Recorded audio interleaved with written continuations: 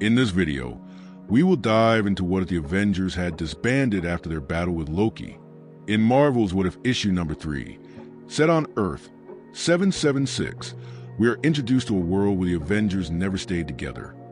The Hulk decided to leave the group, telling Iron Man, Thor, Giant Man, and the Wasp that he didn't need them as he is the strongest there is.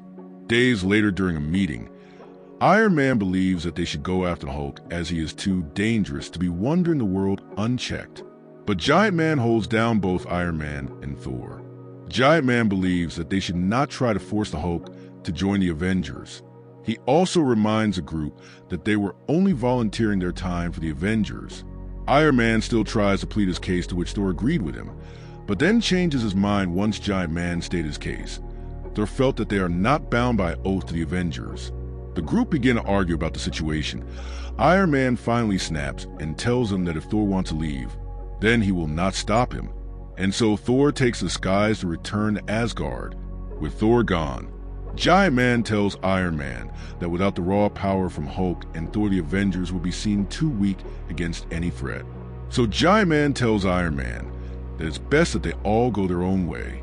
As he walks away, Giant Man felt that compared to the other heroes, that his power to make himself taller didn't seem like an amazing power unlike Hulk's strength, the godlike powers of Thor and Iron Man's armor. Back in his lab, Iron Man decides that he will continue the search for the Hulk. He remembers that Rick Jones was one of Hulk's closest friends. He contacted him through his ham radio. Rick agrees with Iron Man, believing the Hulk to be a great threat. But then the Hulk smashes through the walls of Rick Jones' house. Iron Man quickly took the skies, trying to get to Rick as quick as he could. He attacks the Hulk, but the Hulk returned a favor by punching Iron Man away. Hulk uses this opportunity to escape. Returning to New York, Iron Man carries Rick Jones to his lab.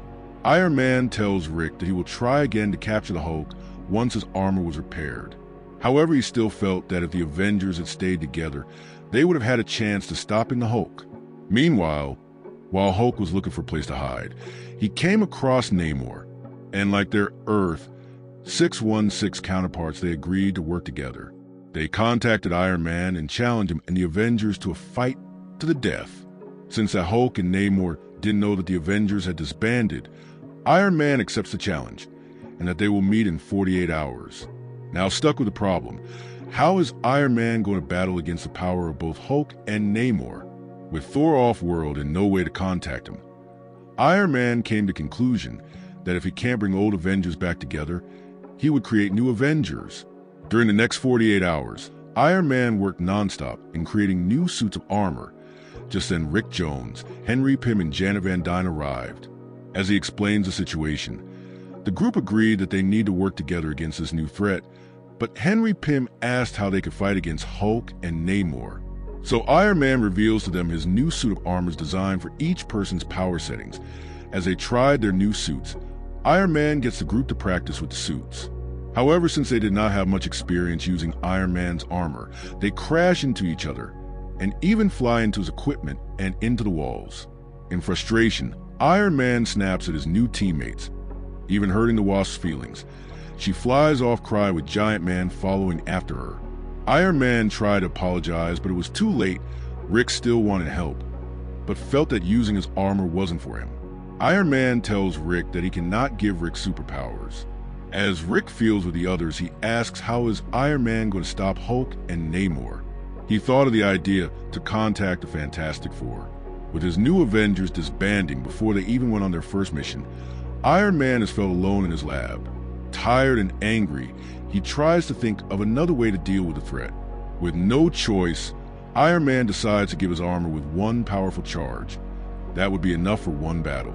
However, this option would most likely cause his armor to shut down his chest plate that has been keeping him alive.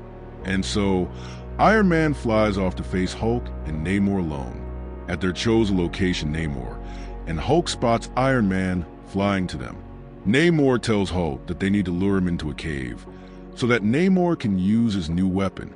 Iron Man attacks the Hulk with a powerful blast from his repulsor beam, sending him crashing into a mountainside.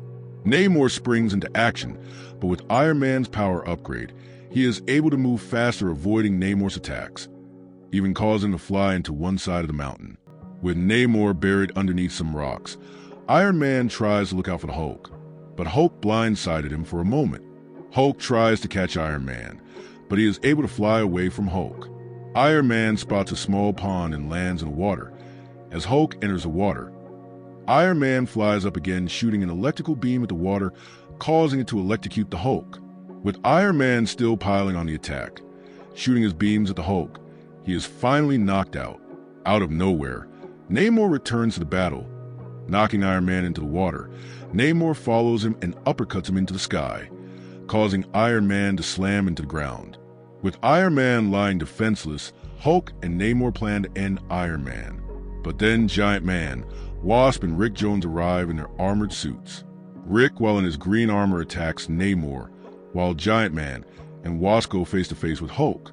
The fight between Giant Man and Hulk gets intense as each punch landed causes heavy damage to each other.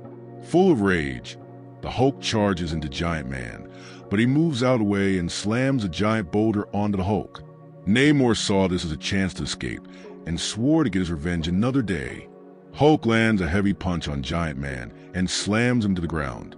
With Giant Man down, Iron Man uses whatever strength he had left.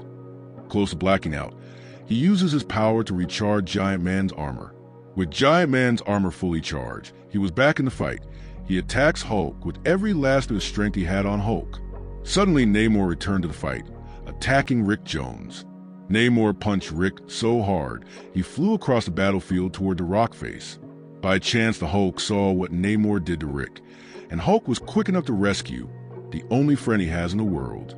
Now filled with rage, Hulk launches himself at Namor.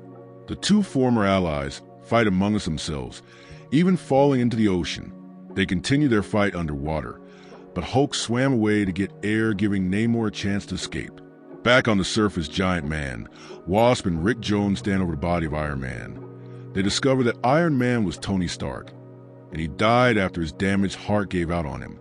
On this Earth, Tony Stark sacrificed himself to save his armored Avengers. If you enjoyed this story, like and subscribe to Pages of the Multiverse for more multiverse stories.